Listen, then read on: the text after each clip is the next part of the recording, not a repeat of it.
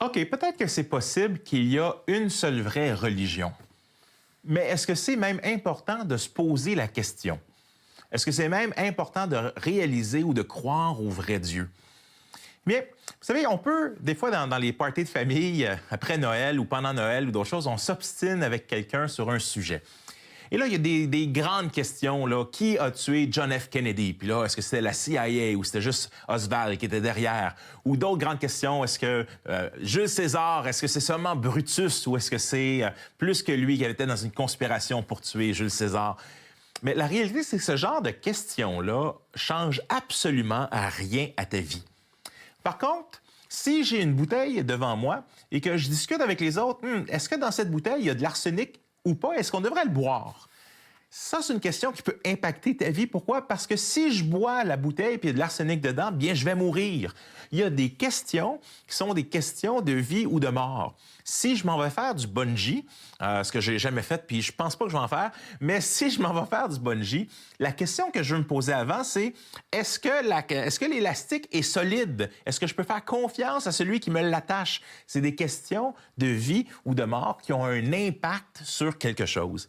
Eh bien, la question de la bonne religion est un impact qui a non seulement dans la vie ici-bas, mais aussi pour toute l'éternité. S'il y a rien après la mort, bien, peut-être que la question est peut-être un peu moins importante.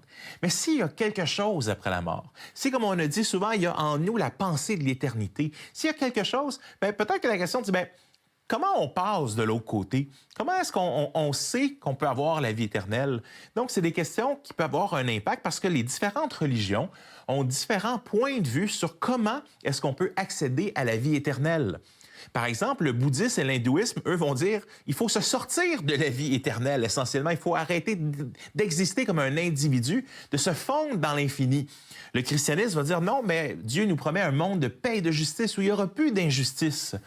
Donc, l'islam nous promet que seulement ceux qui mettent leur confiance en Allah, le Dieu de l'islam, vont pouvoir essentiellement aller dans le paradis.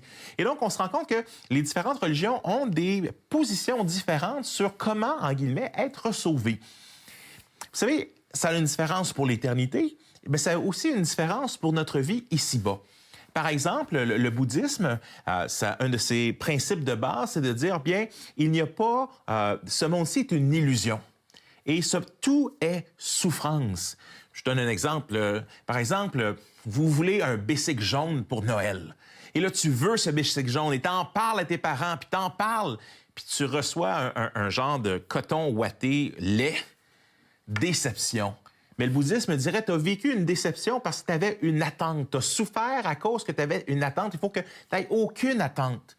Et donc, le bouddhisme, essentiellement, au travers le yoga, la méditation, c'est de se détacher de ce monde-ci afin de pouvoir monter plus facilement puis cesser d'exister.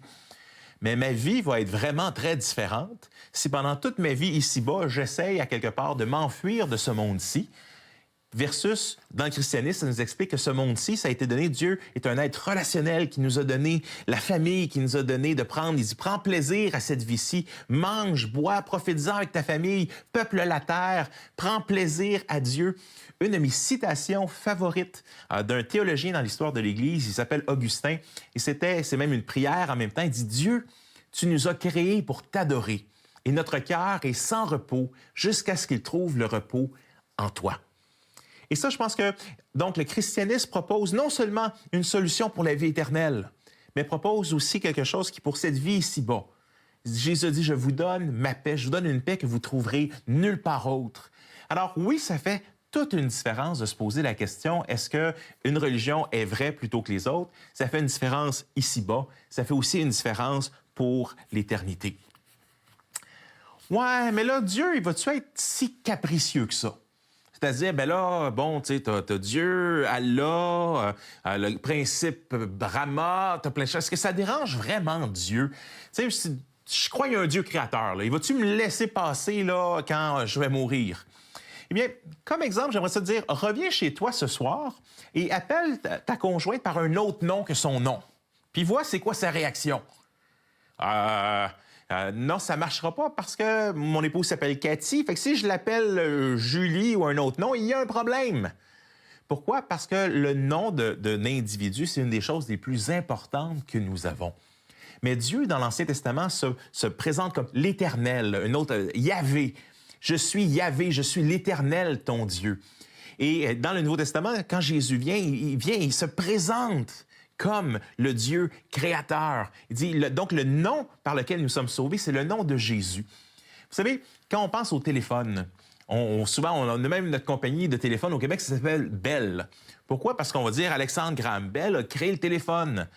Mais en fait, encore une fois, si on retourne dans l'histoire, des fois, il y a des choses intéressantes, on va se rendre compte que ce n'est pas Bell qui a complètement inventé le téléphone, mais une autre personne qui s'appelle Elisha Gray. Et ça aurait été une question de vol, de technologie et d'arriver à breveter les choses en premier dans un contexte un peu louche. Vous pourrez aller voir sur Internet, l'histoire est fascinante.